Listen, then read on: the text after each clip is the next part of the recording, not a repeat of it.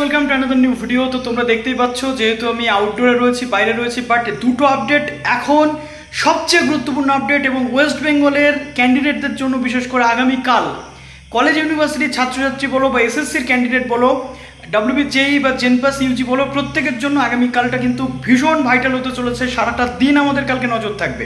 যেটা তোমাদের বলেছিলাম যে ওবিসি মামলার ফাইনাল হিয়ারিং শেষে তার জাজমেন্টটা যেহেতু রিজার্ভ রেখেছিলেন জাস্টিস সৌমেন সেন স্যার এবং স্মিতা দাসের যে অনারেবল জাস্টিস স্মিতা দাস ম্যাডামের যে ডিভিশন বেঞ্চ, অবশেষে সেই জাজমেন্টের তারিখ চলে এলো। কখন সেই জাজমেন্ট দেওয়া হবে এবং তার সাথে ওবিসি মামলা যেটা তপব্রত চক্রবর্তী স্যার এবং রাজশেখর মান্তা স্যারের ডিভিশন বেঞ্চের যে শুনানি হওয়ার কথা ছিল সেটা আগামী কালকেই কিন্তু হতে চলেছে। কখন হতে চলেছে বিস্তারিত জানাবো আজকের এই ভিডিওটাতে। যারা নতুন আছো অবশ্যই চ্যানেলটিকে সাবস্ক্রাইব করে দাও এবং এই ভিডিওটার নোটিফিকেশন যাবে না। সবাই প্লিজ ভিডিওটা প্রচুর শেয়ার করো প্রত্যেকটা গ্রুপে, যাতে প্রত্যেকে এই তথ্যটা জানতে পারো, ইম্পর্ট্যান্ট তথ্যটা, এবং প্রচুর লাইক চাই যেহেতু বিগ ব্রেকিং আপডেট দিচ্ছি সবার আগে।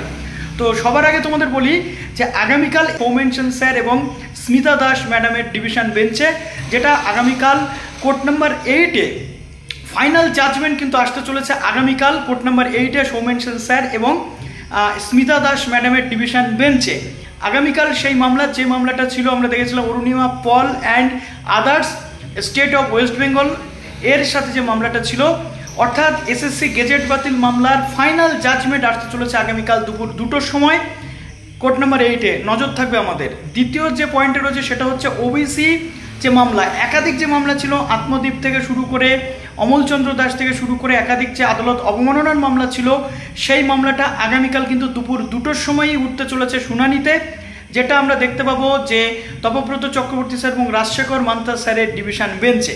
তো এই ছিল এই পর্যন্ত তথ্য। কালকে নজর থাকবে এবং কি কি হচ্ছে না হচ্ছে শুনানিতে পুরোটা তোমাদের সঙ্গে শেয়ার করব।